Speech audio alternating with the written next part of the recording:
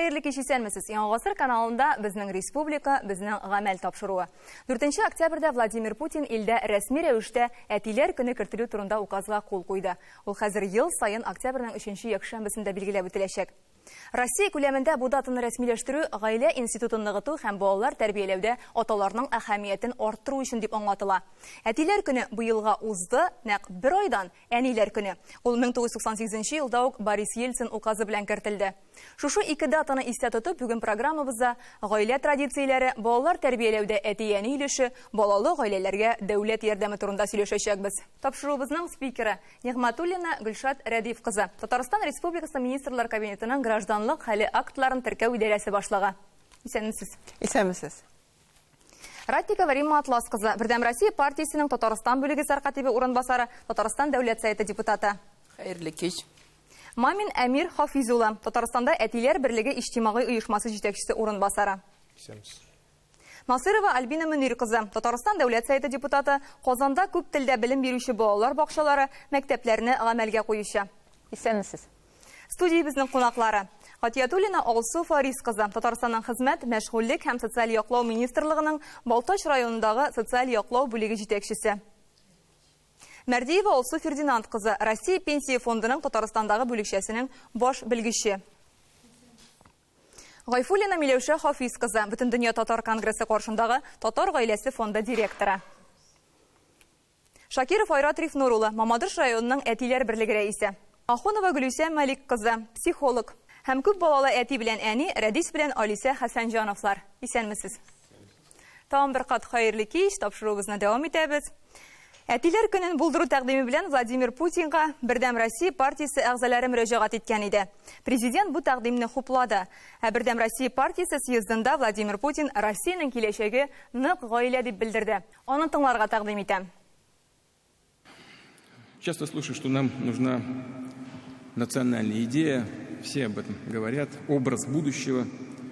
Вы знаете, уважаемые друзья, я стараюсь избегать каких-то высокопарных слов, но считаю, что крепкая, благополучная семья, в которой растут 2, 3, 4 и больше детей, по сути, и должна быть вот этим образом будущего России. Ничего здесь придумывать и не нужно.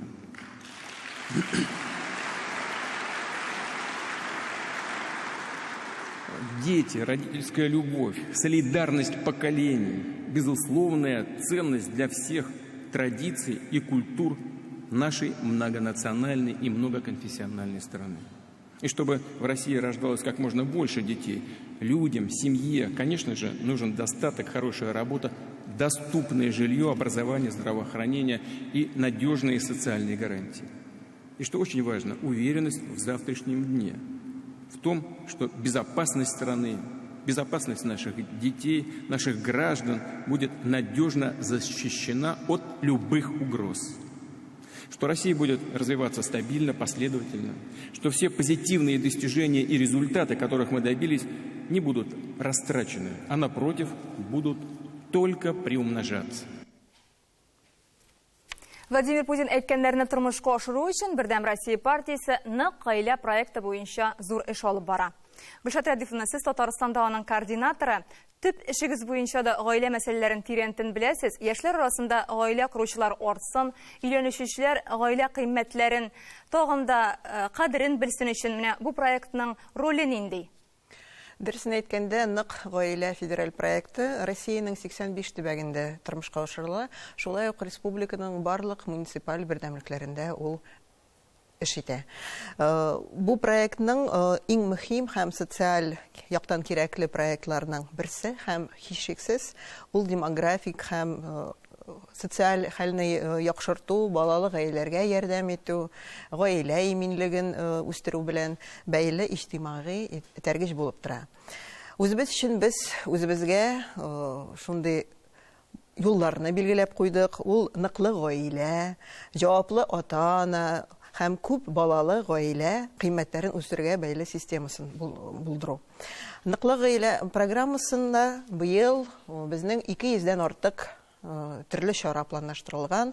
Һәм шул исәптән бөтен Россия һәм Идел буе гаилә конкурсларының төбәк этаплары, Нечкәбил республика конкурсы, шулай ук күп санлы тематик конференциялар, түгәрәк стәлләр һәм очрашулар.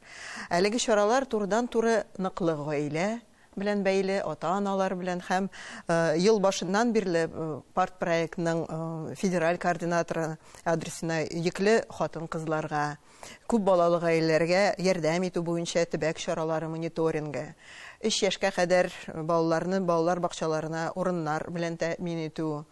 Шулай ук аның абыйсы я сеңлесе укыган очракта баланың мәктәпкә урнаштыру, хукукын гамәлгә ашыру буенча законнарның үтәлеше турында без мәгълүмат җибәреп торабыз.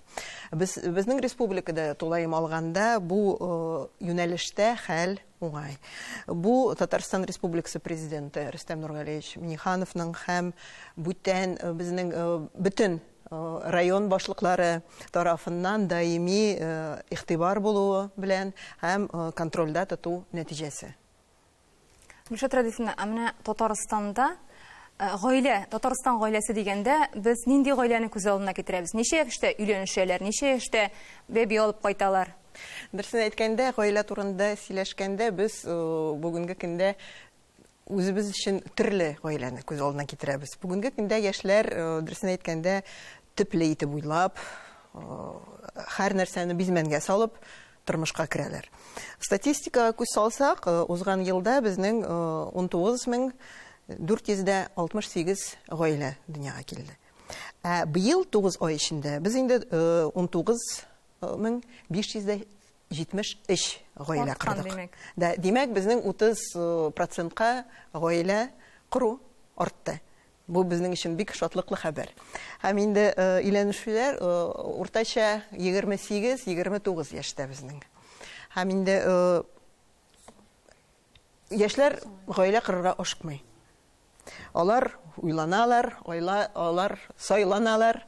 Һәм инде дөресен әйткәндә, әгәр дә безнең ата-бабаларыбыз 20 яшьтә әйләнсә, без дә инде алардан соң калмадык. Бүгенге яшьләр күбрәк 30-га якын гаилә коралар. Бу инде үзенә күрә яхшы хәбәрдә, икенче яктан аның арткы ягы да бар ул медальның.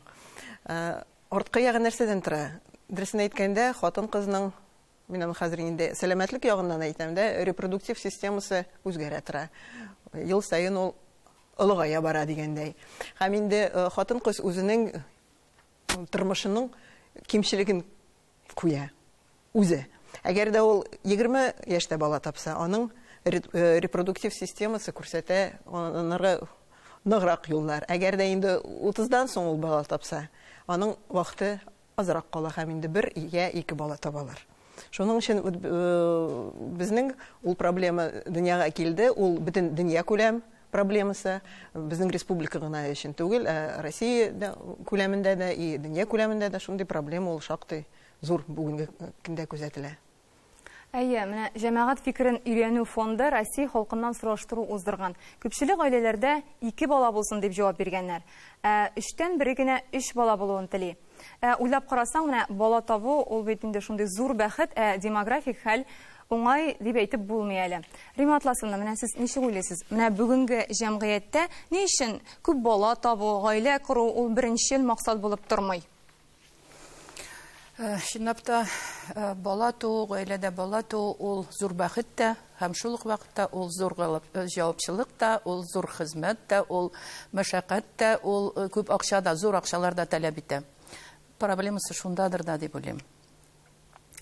Әле менә күптән дә түгел, 15-20 ел элек 2007 елда без гаилә кодексын кабул иткәндә халык белән күп очраштык һәм миңа булай дип әйткән кешеләр булды. Дәүләт нигә соң әле безнең бу гаилә эшенә тылкыша? Үзебез беләбез, без кайчан өйләнергә дә, кайчан өйләнмәскә дә, кайчан бала табырга да, тапмаскамы бөтенләй. Бәлки шулайдыр да инде беренче карашка. Ләкин мин бу проблемага икенче яктан карар идем. Менә карарга телим. Һәм менә нинди яктан? Кеше саны кими, кызганычка каршы. Безнең Татарстанда 20 елның 1 гыйнварына 3 миллион 902 меңнән артык кеше яши иде. Инде 21 елның 1 гыйнварына бу сан 8770 кешегә кимегән. Пандемияның йогынтысы бар, әлбәттә, ләкин бу пандемия гына түгел. Һәм аның тикшерергә кирәк, анализларга кирәк. Гомумән Россиядә алганда 20 елдан 21 елга кадәр 305 мең кешегә кимегән. Туучылар саны үлүчеләр санынан кимрәк. Быел инде менә 21 елда 550 меңгә кими дип бу дигән фаразлар бар. Бу Россия Федерациясенең икътисад үсеше министрлыгының фаразлары. Алар менә бюджетның проектын әзерләгәндә менә шушындый саннарга килгәннәр. Әлбәттә, аны кеше алу башланды, аны күребез әле бу саннарны, ләкин менә уйландыра торган фактлар. Шул ук вакытта менә кешеләр инде менә бит проблемалар дәүләттә, җәмәгать, менә кеше саны кими, икътисад йомшара, Россиянең җирләре бик күп, территориялары зур, безнең чикләрдә ана кызыксынып, нишләп монда беркем дә яшәми дип карап торучылар бик күп, дип сөйләшә башласаң, ансы инде сезнең җәмәгать ишегез, сез дәүләт кешеләре үзегез хәл итегез, диләр. Ләкин менә миңа калса, халыктан башка менә һич кенә дә бу проблеманы хәл итеп булмый. Шуның өчен бергәләшеп, менә аңлашып, дәүләтнең иминлеге булмаса, гаилә иминлеге дә булмый. Дәүләт иминлеге белән гаилә иминлеге алар менә бер аргысыз, бер бүтән. Менә шуны аңларга кирәк. Минемчә, менә Владимир Владимирович Путин да, Россия президенты менә нәкъ шушы турыда әйтте. Менә моны үзгәртү өчен нинди чаралар кирәк дип саныйсыз? Анализларга кирәк. Менә Гөлшат Радифовна әйткән проблемада менә килеп чыкты бит, менә чынлап та соң яшьтә инде 30-га җиткәндә гаиләләрне төзиләр. Беренчедән бу. Икенчедән, бала табыр өчен акча кирәк диләр. Димәк, инде дәүләт карарга тиеш монда ниндидер социаль ярдәм чаралары. Карый да ул. Алар бик күп бүгенге көндә менә әле әйтеп китәбез әле без алар турында. Сөйләшербез бу турыда да. Ләкин эш акчада да гына да түгелдер. Бәлки чөнки бит менә бай гаиләләр дә бар. Алар да тапмый бит баланы. Байлар хәлендә шундый көчле гаиләләр, аларның да үзләренең ниндидер аңлатулары бар инде. Яшь ханымнар, безгә карьера ясарга кирәк. Без 3 елга хәзер баланы декретка китсәң, анда бала карап ятсак, аннары без тормыштан артка калабыз диләр. Башка ниндидер тагын проблемалар, тагын нинди проблемалар. Әтинең, әнинең, бәлки өмете юктыр бу гаиләдә, гаиләнең ныклыгы кирәк. Менә шундый күп кенә проблемалар бар. Һәм аларның һәрберсендә анализлап, менә дәүләт чараларны күрергә тиеш. Шул ук яңадан Владимир Владимирович Путинга, аның сүзләренә мөрәҗәгать итәм, ул булай диде. Менә шушы елларда безгә, илебездә балалы гаиләләргә ярдәм итү өчен бер бүтән система төзергә кирәк диде. Һәм ул системаны төзү башланды да инде. Бу эшне башкара башлады. Безнең депутатларыбыз да менә эшкә кереште. Дәүләт думасы эшли генә башлады. Без күрәбез, анда нинди чаралар карала башлады. Беренчедән менә түләүләрне, социаль түләүләрне бурычлардан яклау. Беләбез бит инде кемнең бурычы бар анда банк алдындамы, берничә сумманда килеп төшсә, аны шундук банк үзенә, үз хисабына алып социаль түләүләр күчерелә иде алар. Менә ул хәзер туктала. Бу беренче законопроект, ул беренче укылышта кабул ителде. Аннары шул ук Россия президенты үз чыгышында әйтте, депутатлар белән очрашканда, ана капиталын һәм башка социаль түләүләрне индексацияләүне фаразланган инфляциягә туры китереп түгел, әмма реаль булган инфляциягә туры китереп эшләргә кирәк диде. Һәм башка шундый күп кенә шундый чаралар әле булачак, чөнки президент шундый максат куйды. Бер ай эчендә халыкка бу зур инфляция, югары инфляция чорында яшәр өчен, аның дәрәҗәсен, яшәүнең дәрәҗәсен саклау өчен тагын нинди чаралар күреп була. Менә министрлыклар хәзер һәм депутатлар шундый тәкъдимнәр әзерлиләр. Әлбәттә, инде бу барысы да иртәгә яхшырып китер менә үзгәреп китер радикаль формада дип өметләнү дөрес тә булмас, чөнки андый сүзләр ялганчы була андый сүзне әйтсәм, ләкин менә финанс мөмкинчелекләрдән чыгып, барысында дәүләт бүген эшләргә әзер. Менә шундый чараларны күрергә әзер. Бу турыда сөйләшү бар, таш кузгалды, боз кузгалды дип әйтсәк тә булар иде. Баланың зур бәхет икәнен әни булгач кына, әти әни булгач кына аңлыйсың. Бала туу белән хатын-кыз ниндидер яңа көч, яңа энергия килә. Шуңа күрә, әлбәттә, балалар ул зур бәхет. Һәм мин монда менә сан турында 2 яхшымы, 3 яхшымы, 4 бала яхшымы дип әйтмәс идем. Иң мөһиме, бала туган икән, аңа игътибар, ана җылысы, әти сүзе җитсен иде дигән теләктә калам. Безнең заманабыз шул хәтле менә хәзер актив, барыбыз да эшлибез, көне-төне эшлибез, кич кенә кайтабыз. Шулай бит, балаларга миңа калса бүгенге көндә менә ул әнинең җылылыгы, әнинең игътибарлыгы җитми. Шуңа күрә әйдәгез, менә бу хакта уйланыйк, игътибарыбызны күбрәк бирергә тырышыйк. Безнең җәмгыятьтә тагын бер зур проблеманы әйтергә кирәк. Бу яшьләрнең язылышмыйча яшәве.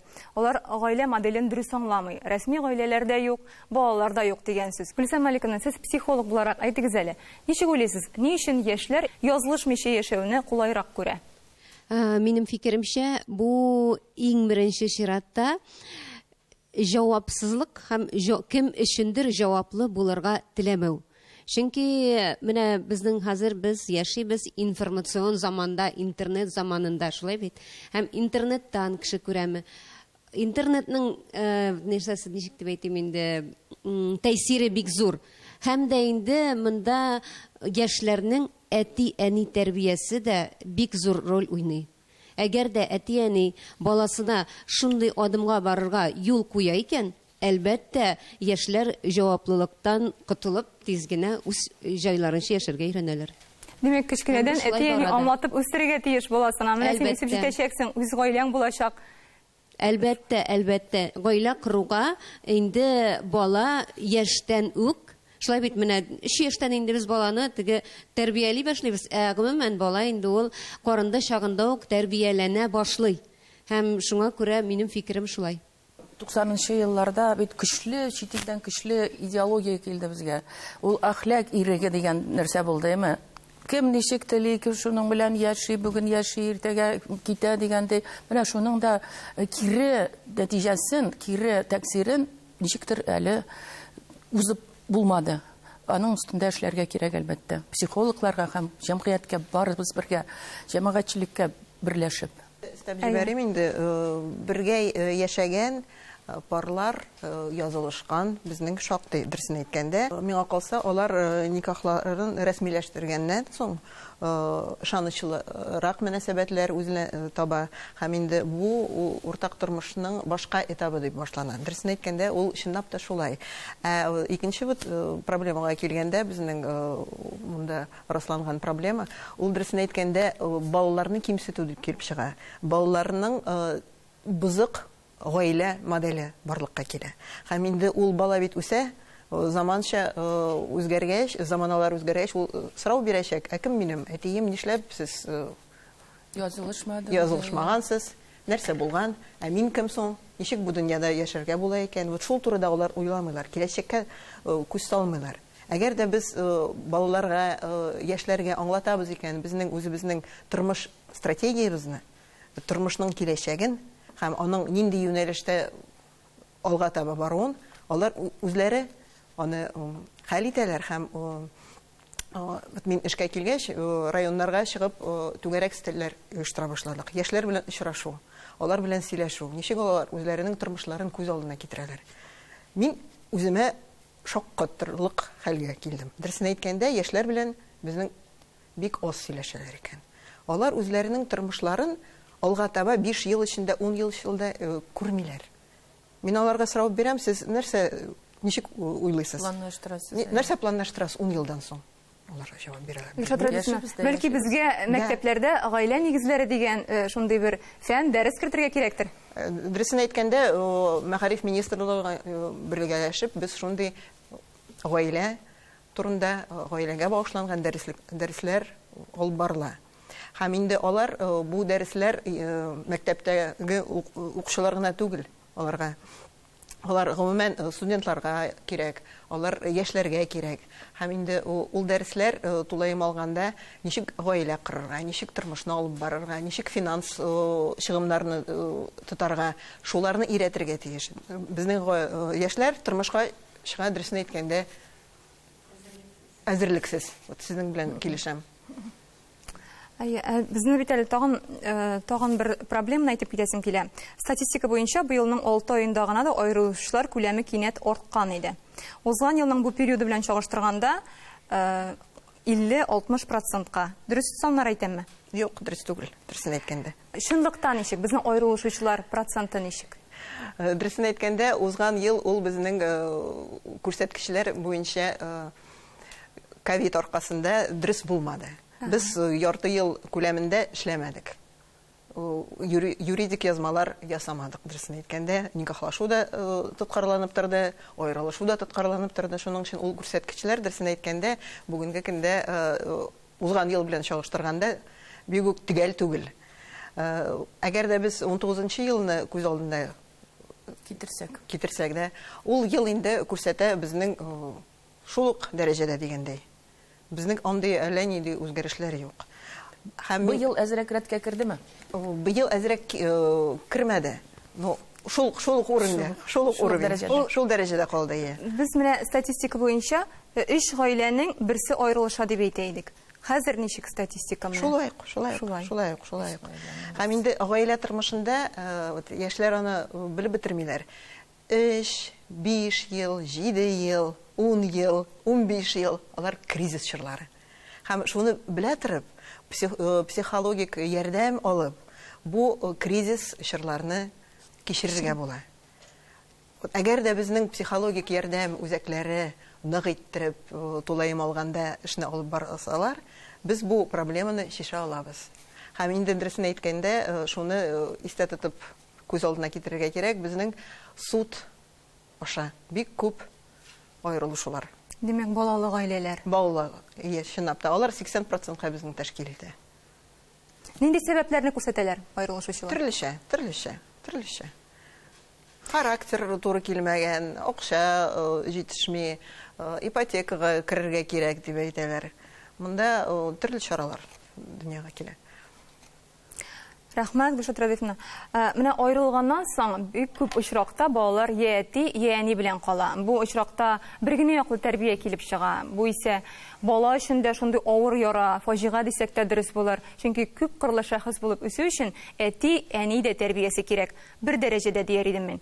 Гөлсәм Аликовна, әйтегез әле, менә бала нинди сыйфатларны әтидән, кайсы сыйфатларны әнидән ала?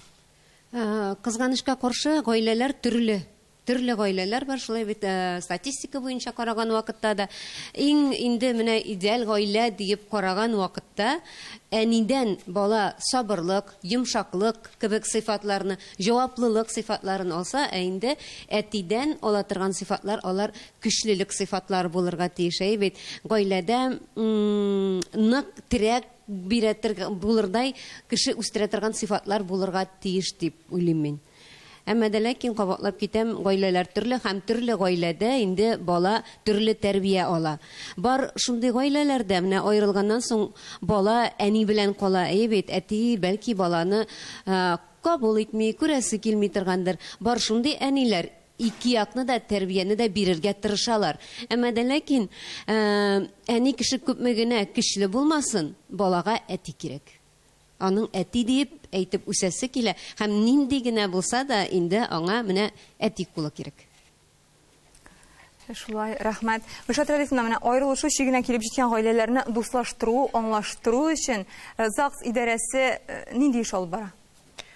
Бу өлкәдә шактый эшләр алып барыла, психолог, ярдәм, медиация мәсьәләләре белән берничә профильле безнең оешмалар шөгыльләнә. Шул исәптән Умай Идел буе гаилә академиясе бар, Идел буе медиаторлар лигасы бар. Шулай ук Казанда ышаныч үзәге эшләп килә. Соңгысы белән килешү буенча безнең ЗАГС каршындагы ышанычлы телефон эшли, ул 293 24 68 номерлы. Рәхим итеп шалтыратыгыз, әгәр дә сорауларыгыз булса, хөрмәтле безнең татарстанлылар, сезгә ул тулаем алганда эшли, шалтыратыгыз, һәм сезгә ярдәм күрсәтерләр. Ул бушлай эшли, анда түләүләр юк, түләүсез эшли. Мөрәҗәгать итәләрме соң? Мөрәҗәгать итәләр, күп мөрәҗәгать итәләр. Дөресен әйткәндә, мин үзем дә аны тикшереп карадым, шулай шалтыратам. Трубканы алалар, сорау бирәләр. Әгәр дә син җавап бирмисең икән, сиңа дәшәләр. Рәхим итеп сорау бирегез, татарча, русча, анда сораулар бирергә була. Моннан тыш башка безнең район бердәмлекләрендә бу юнәлештә шактый эш алып барыла. Пар канатлар оешмалары, Ак Калфак, шулай ук Юнона, берләшмәләр шактый уңышлы эшләп баралар, эшләп киләләр. Бердәм Россия иҗтимагый кабул итү бүлмәсенә гаилә һәм хатын-кыз балалар проблемалары буенча төрле чаралар күрелә. Татарстан дәүләт сайтында гаилә мөнәсәбәтләрен ныгытуда мәрхәмәт хатын-кыз депутатлар берлеге эзлекле эш алып бара. Депутат хатын-кызлар даими рәвештә кайнар линия телефонына килгән шалтыратуларга җавап бирә. Альбина Мөнировна, әйтегез әле, татарстанлылар нинди проблемалар буенча мөрәҗәгать итә? Шуннан да мәрхәмәт хатын-кыз депутатлар бердәмлеге безнең бик актив эш алып бара. Менә Рима ханым белән без берлектә эш алып барабыз. Әлбәттә, хатын-кыз мәнфәгатьләре хакында кайгыртып эшлибез.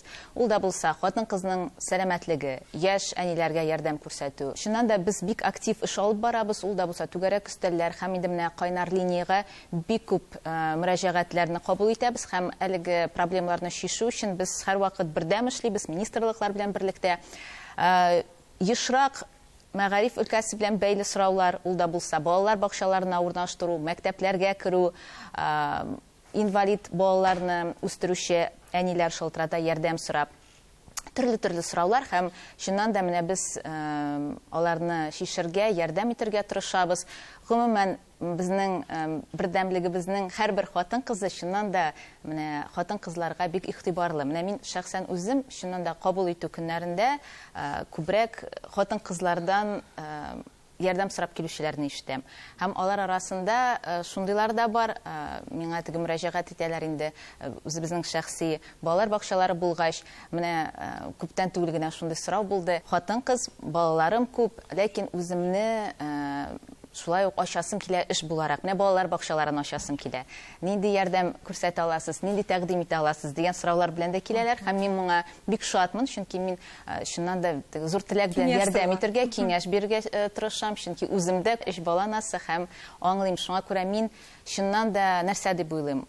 Ана хатын-кыз да була ала, яхшы булып, ана да яхшы булып була ала. Һәм ләкин үз өстендә эшләп, үзенең яраткан эшен табып, профессиональ яктан үсү дә хатын-кыз өчен бик мөһим. Шуңа күрә бу хакта без хатын-кызлар белән сөйләшергә тиешбез, аларга мөмкин булган кадәр ярдәм итәргә тырышырга кирәкдер дип уйлыйм. Шуңа күрә менә социаль предпринимательство дигән проектлар безнең киләчәктә булачак.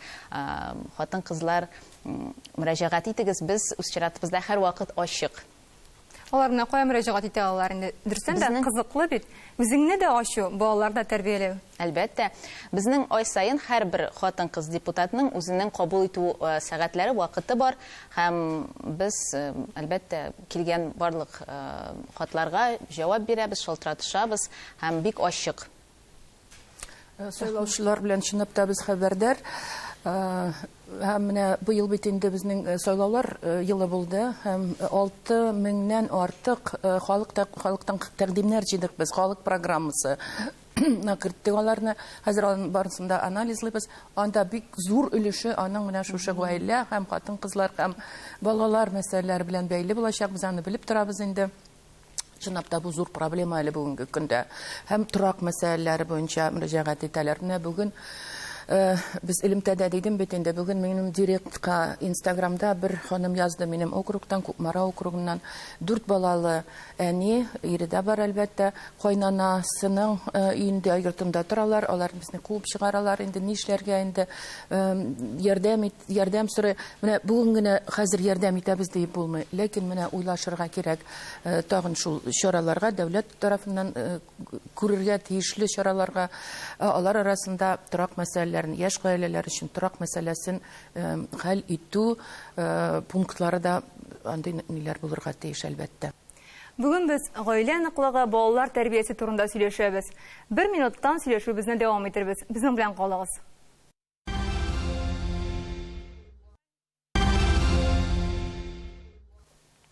Хәерле кич исәнмесез. Эфирда безнең республика, безнең гамәл тапшыруы. Дәвам итәбез. Республикада Әтиләр берлеге иҗтимагый оешмасы да бар. Менә гаиләләрне нык итүдә, балалар тәрбияләүдә сезнең оешманың өлеше нинди? Исәнмесез. Без Әтиләр берлегендә төрле социаль группадагы әтиләрне җыябыз, берләштерәбез. Безнең Әтиләр берлегендә төрле әтиләр бар, төрле конфессияда, төрле профессияда. Ләкин безнең союзда улар әти булганы өчен безнең союзда шул союзга керәләр. Ничек әйтим икән? Анда сезнең үзләре генә әнисез үстерә торган әтиләрме балаларны? Анда төрле группадагы әтиләр бар. Әнисез үстерә торган әтиләр дә бар, шундый балаларны тәрбия итә торган әтиләр дә бар. Күп балалы гаиләләр әтиләре дә бар. Шундай әтиләр кемнең гаиләсендә инвалид балалар бар, шундый әтиләр дә бар. Менә ахыргы вакытта күбәйде шундый әтиләр аерылышкан гаиләләрдән. Менә шул әтиләргә безгә киләләр, мөрәҗәгать итәләр. Әгәр дә улар бүтән специалист кушылуына шул ситуация килеп чыкса, без психологический центрларга обращаться итәбез, төрле бүтән специалистларга обращаться итәбез. Әтиләрне бер үзенә шул проблемалар белән калдырмыйбыз. Менә хәзер Татарстан буйлап безне һәрбер районда әтиләр советы бар. Улар һәрбер мәктәптә бар. Берләшәбез, атна сайын җыелышабыз. Хәзер менә антиковидная ситуация булганда Zoom-да җыелышабыз, проблемаларны решать итәбез. Татарстан буйлап 3,5 мең безне берлектә 3,5 мең әтиләр хәзер. Ничек эшлисез сез? Менә фикер алышу гына түгел, ул да бар. Без төрле министерство, ведомстволар белән бергә катнашып эшлибез. Менә прокуратура, министерство образования, төрле министерстволар белән кем шул проблемаларда шуларны хәл итүгә ярдәм итүне возможность булса, шуларга мөрәҗәгать итәбез. Улар да безләр бергә шул Zoom конференцияларда участвовать итәләр. Безне проблемаларны хәл итүгә бик мөһим булышалар. Минем аңлавымча, аерым кеше мөрәҗәгать итсә дә аның проблемасын хәл итәргә ярдәм итәсез. Һәм дәүләт алдында ниндидер типологик проблемалар килеп чыкса, дәүләт органнарына мөрәҗәгать итеп, ул сорауларны да куясыз. Дөрес әйтәсез, без төрле проблемалар. Рәхмәт. Әтиләр берлеге ул һәрбер районда эшли. Мамадыш бүлегендә безнең иҗат төркеме булып кайткан иде. Әйдәгез бу турыда репортаж карап китик. Аларның эшчәнлеге турында.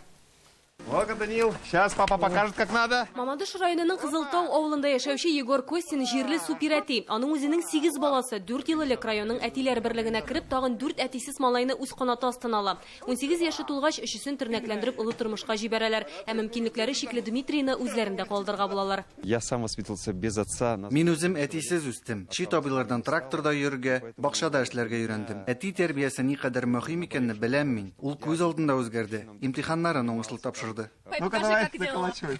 Как ты? О! Кадакны да кагарга, утынын да ярарга, төзелеш эшләренә дә өйрәтә. Здравствуйте. Здравствуйте. Мамадыш районының баш әтисе берлекне җитәкләүче Айрат Шакиров канат астына алган һәр баланы хәтерли. Бүген оешмада инде 75ләп әти бар. Иң активлары ВДВ ветераннары. Һәр 2 августалар Өмет приютына килеп патриотик чаралар оештыралар, бүләкләр өләшәләр. Соскучилась? Өмет ятимнәр йортында махсус остаханә бар. Әтиләр монда малайларны ират һөнәрләренә төшендерә. Хәзер җегетләр тактаны тишәбез. Шул рәвешле алар алтын куллы булырга һәм һөнәрле ират булып үсәргә өйрәнә. Бу берлекнең җитәкчесе Айрат Рифнурович Шакиров безнең студиядә. Әйтегез әле менә, ничек эшлисез, ничек җәлеп иттегез әтиләрне бу эшкә? Безнең Мамадышта әтиләр клубы балалар белән балалар тәрбиясе ул менә битараф булмаган әтиләрдән тора. Бу эшкә безнең менә фикердәшләрне, дуслары бик күп итеп ярдәм итә. Чөнки һәрбер әтигә аларга үз исеменнән балаларга тормыш серләрен ачыкларга, һәммә менә ватанны яратырга, гаиләне яратыр өчен шундый мөмкинлекләр бар, шундый дәресләр барабыз һәм менә яшь буыннарга тормыш тәҗрибәсен ачыкларга бик күп мөмкинлекләр бездә бар. И без үзебезчә әтиләр клубы бөтен эшне менә патриотик рухында барабыз. Һәм дә менә үзебезнең шушы иҗтимагый эшне без популярлаштырабыз республика күләмендә. И без эшне барабыз менә тулы булмаган гаиләләр белән һәм тулы булган гаиләләр белән бергәләп йол иҗтимагыйларын оештырабыз. Әтиле балалар да сезгә киләме? Әтиле балалар да безгә килә, әниләр дә килә безнең оешмаларга. Бергәләп менә шундый менә йол итәбез. Балаларда әтигә карата хөрмәтне, әни кеше тәрбияләүне дә истән чыгармаска кирәк. Бу элек-электән татар гаиләсе традицияләренең нигезенә салынган. Миләүшә Хафизовна, менә татар гаиләсе фонды 15 ел эшләп килә. Гаиләләрне нык итүгә өлеше нинди? Татар гаиләсе үзегез әйткәнчә бик актив эшләп килә. 15 ел буена татар гаиләсе бар, булган һәм булачак дип эшлибез. Татар Россия Федерациясында икенче милләт. Безнең оешма менә быел бөтен муниципаль берәмлек башлыкларына хат яздык. Безнең эшебездә депутат Нугаев Камил Асхатович бик булыша, ул безгә бик ярдәм итә. Менә алардан җавап хатлары алдык, үзебезнең программаларны җибәрдек. Менә мәктәпләр белән бик актив эшлибез, балалар бакчалары белән. Аннан соң менә загыс оешмалары белән бик актив эшлибез. Мин анда эксперт члены булып та торам. Шундый катлаулы да, үзегез беләсез, менә хәзер халык санын алган вакытта да татар гаиләсенә, бөтен ышаныч татар гаиләсенә, татар гаиләсендә генә татар балаларын тәрбияләп була, татар гаиләсендә генә татар милләтен саклап калып була. Татарстан Республикасы яшәсен дисәк, татар гаиләләренә игътибарны көчәйтергә кирәк. Менә аннан соң татар гаиләләрендә элек-электән атаның роле бик зур булган. Әти кеше анда иң баш кеше булган. Мин үзем дә шундый матур татар гаиләсендә үстем. Безнең әти шул кадәр менә минем бу сөйләгән сүзләрем анарга дога булып барсын. Ул Чистай районы Татар Сарсаз авылында Мингулов Хафиз Вали Ахметович шундый матур итеп эшләде, мәчетләр салып калдырды. Шундый актив кеше иде. Мин менә телимен үземнең балаларым да әтиләре белән горурлансыннар иде диеп, оныкларым да үзләренең әтиләре белән горурлансыннар иде диеп, әтиләр белән горурлану гаиләне саклап калуда иң зур роль. Горур әти булырга тиеш. Хатынына да таяныч, баласына да таяныч, дәүләткә дә, илгә дә, республикада таяныч.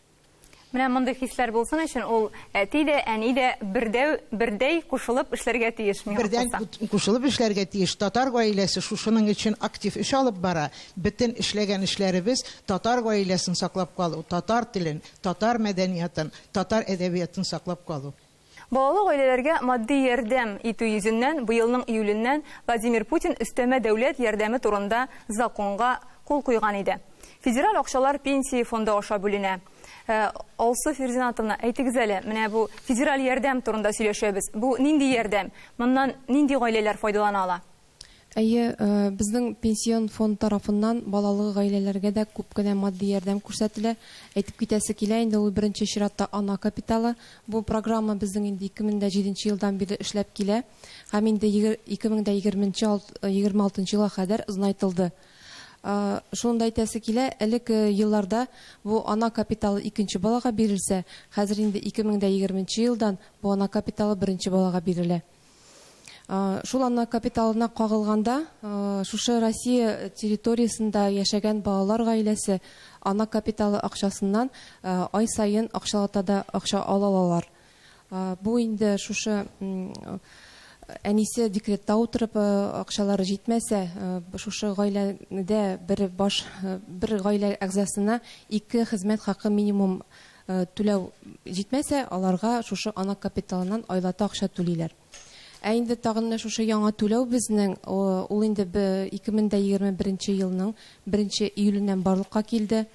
Шушы республикабызда ялгыз балаларына үстереп әти-әниләр яисә инде суд ашада алимент түләү карары булуга карамастан алиментларны ала алмаган, яисә инде алиментларны алса да бу акча җитмәгән гаиләләр һәм иклелек срогын менә итәрәк срокта медицина учреждениеләренә учетка баскан авыр хәлдәге булачак әниләргә күрсәтелгән. Бүгенге көндә шушы Бу ярдәмнән күпме бу гаилә? ярдәмнең бу пособиенең күләме балаларга 4997 сум түләнелә, йөкле әниләргә инде 5311 сум түләнелә. Тагын акча була диләр. 3 яшьтән 7 яшькә хәтле балалар өчен. Әле ул карала хәзер министрлар кабинетында, хөкүмәттә, Россиядә. Сезгә тагын эш булачак. Яңа дәүләт ярдәме булачак. Пенсия фонды тарафыннан күп кенә түләүләр түләдек инде. Менә 15 июльдән октябрь азагына кадәр укучы балаларга 10 мең сум акча түлибез. 2020 елда да шулай ук 16 яшькә кадәрле балаларга без акча түләдек. Шуңа безнең тарафтан ярдәм шулай күп. Рәхмәт. Федераль акчалар алар социаль яклау министрлыгы аркылы да бүленә. Менә сезнең тарафтан, Асу Фәрзина, сезнең тарафтан нинди ярдәм ул, нәрсә турында сүз бара? Ярдәмнәргә күчкәнче, минем әйтеп китәсем килә, безнең ял көне, әле 17 октябрь көнне генә әтиләр көне узып китте. Шуңа күрә минем шушы студияда булган әтиләрне һәм безнең тапшыруны күзәткән әтиләрне барысында шушы көн белән, шушы бәйрәм белән котлыйсым килә. Сау сәламәт булыгыз барыгызда. Һәм инде гаиләләргә терәк булыгыз. Шунда әтиләрнең күңеленә хуш килде, матур итеп бәйрәм иттеләр, шатланып. Без дә гаиләдә бәйрәм иттек. Минем улымның да туган көне булды, әти көне дә булды, малайның көне дә булды. Бик матур бәйрәм. Түләүләргә күчкәндә инде безнең социаль яклау бүлеге ул инде федераль һәм безнең республикабызда кабул ителгән кануннар нигезендә эшли һәм безнең кануннарда билгеләнгән түләүләрне безнең халыкка җиткерә. Бүгенге көндә менә гаиләдә бала туды икән, без инде тәкъдим итәбез әниләргә, бер кая барасы түгел дибез, электрон рәвештә безнең электрон портал бар. Портал государственных услуг дип әйтәбез бит инде. Менә шушы портал аша гына гаризаларны биреп була. Баланы да калдырасы түгел, бик җайлы. Бу гаризалар вакытында карала. Әгәр дә тиеш икән, бөтен канунда язылган тәртип бөтен әйбергә туры килә икән бу гаилә, значит без аңа бу түләүне билгелибез. Иң беренче инде менә Путин түләүе дип халык сөйләшә безнең беренче балага түләү. Менә ул безнең гаиләләргә бик зур ярдәм булды. Яшь гаиләләр беренче бала тугач та менә шушы түләүгә гариза бирә, тапшыра алалар. Яңадан безнең әгәр дә әти-әни дә эшсез икән, андый очракларда булгалый, яшь ярымга кадәр пособиеларны социаль яклау бүлеге түли тоже. Яңадан безнең менә күп балалы гаиләләр, 3 һәм аннан күбрәк балалы гаиләләргә түләүләр, льготалар безнең аркылы түләнә. Инде менә безнең республикабызда кабул ителде 5 балалы һәм аннан күбрәк балалы гаиләләргә түләү аерым билгеләнде. Һәм менә шушы зур гаиләләргә бу бик зур ярдәм булды. Ай сайын түләнә торган пособие билгеләнде. Без шушы гаиләнең кеше башына, җан башына туры килгән, әгәр дә яшәү минимумнан ким икән, без менә шушы һәрбер шушы гаиләдәге әтигә, әнигә һәм һәрбер балага шушы яшәү минимумына хәтле җиткерәбез түләүне. Ай сайын түлибез бу акчаны. Моның өчен безнең гаиләләр бик рәхмәтле безнең Рөстәм Нургалиевичка. Яңадан бу Татарстан ярдәме турында сөйләшәбез. 5 балалы һәм аннан күбрәк балалы гаиләләргә. Һәм яңадан менә безнең авыл җирендә яши торган гаиләләргә бик зур ярдәм булды. Анысы өчен дә бик зур рәхмәт. 25 яшь тулганчы әни беренче баласын алып кайтса 50 мең түләнә бер юлы.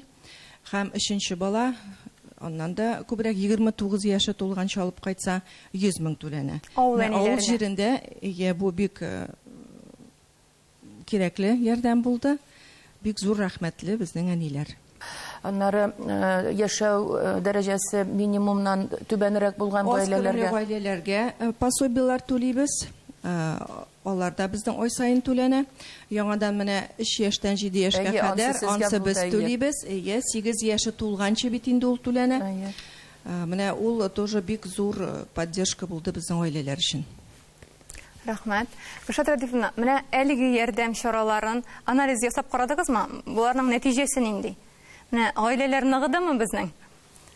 Шулай ук менә матди матди күрсәткеч ул бит инде барыбер үз өлешен, аның да үз ролен уйныйдыр. Ничек менә? Шуннан да агымдагы елның июленнән ана һәм балаларга карата ярдәм итү буенча яңа федераль чаралар эшли башлады. Ул күп балалы гаиләләрнең тормышын дәрәҗәсен күтәрү буенча туучылар санын стимуллаштыруга юнәлтелгән.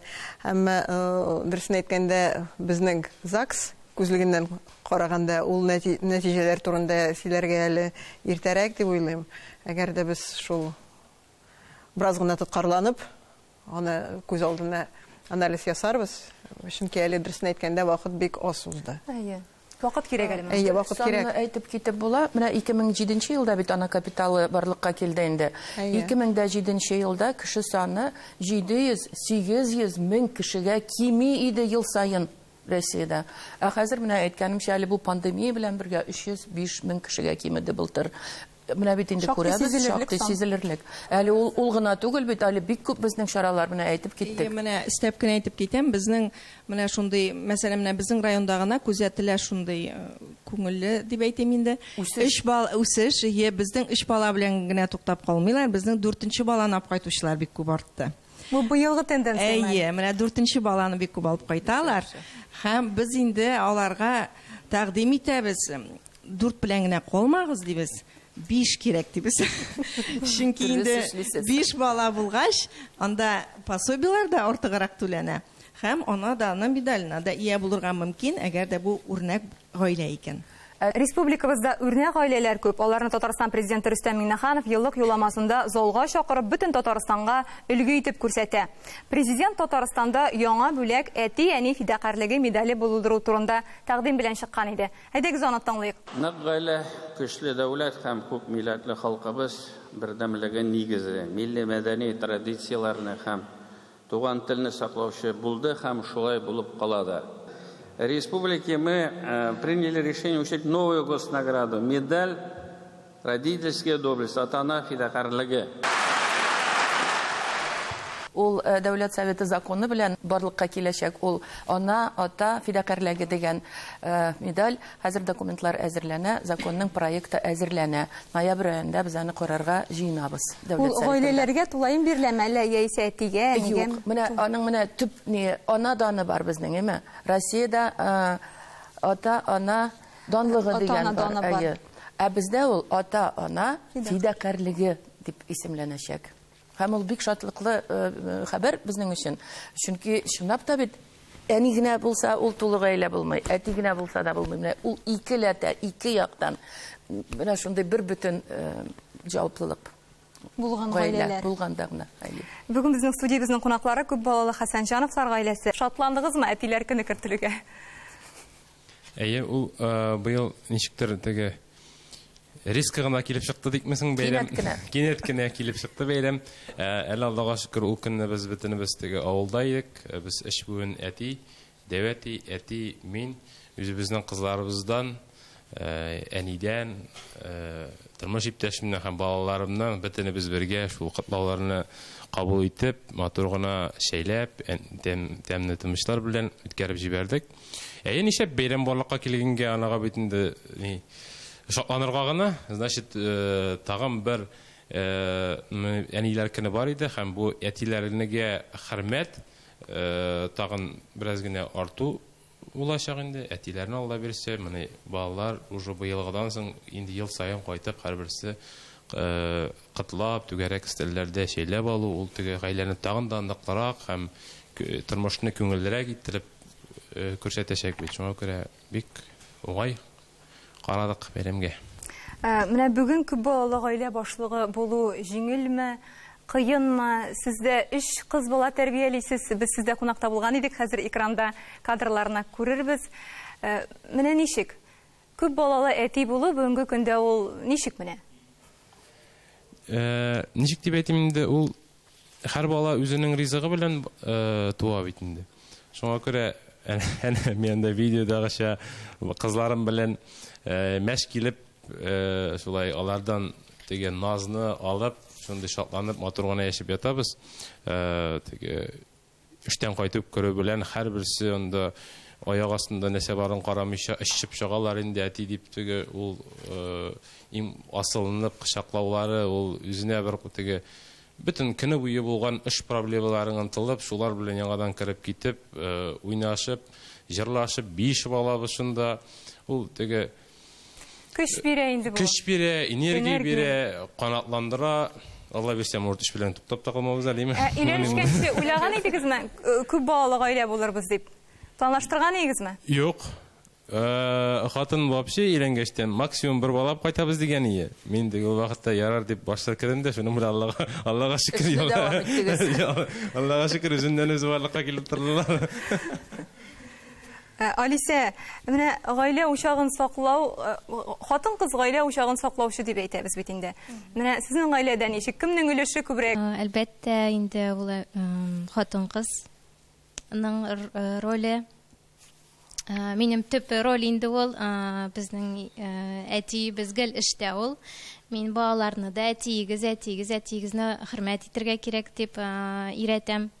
И алар шуңа күрә алар тәртипле дә. Әтине хөрмәт итүдә әнинең роле зур, әйме? Ия. Әнине хөрмәт итүдә әтинең роле нинди?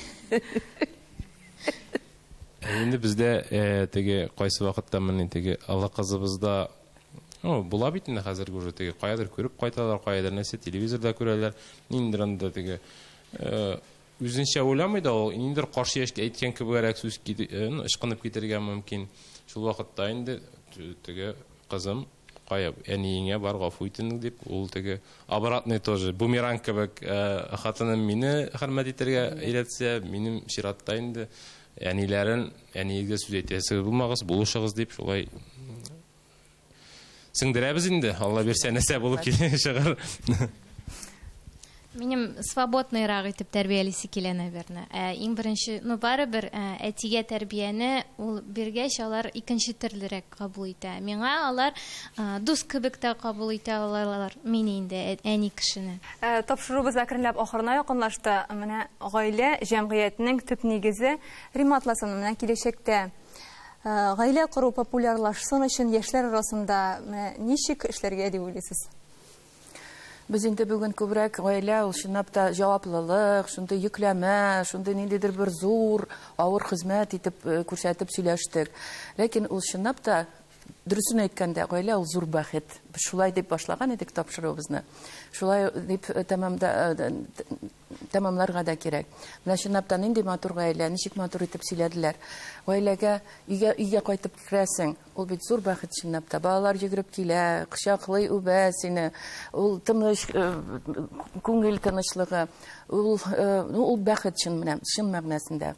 Миңа калса, без менә 90нчы елларда бик каты бузылып калган идек бу темада. Һәм менә традицияләрне кайтарырга кирәк.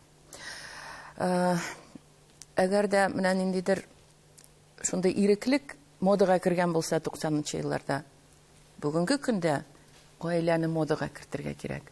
Әлбәттә, аны дәүләт тә эшләргә тиеш. Безнең чараларыбыз күп, тагын да күбрәк булачак.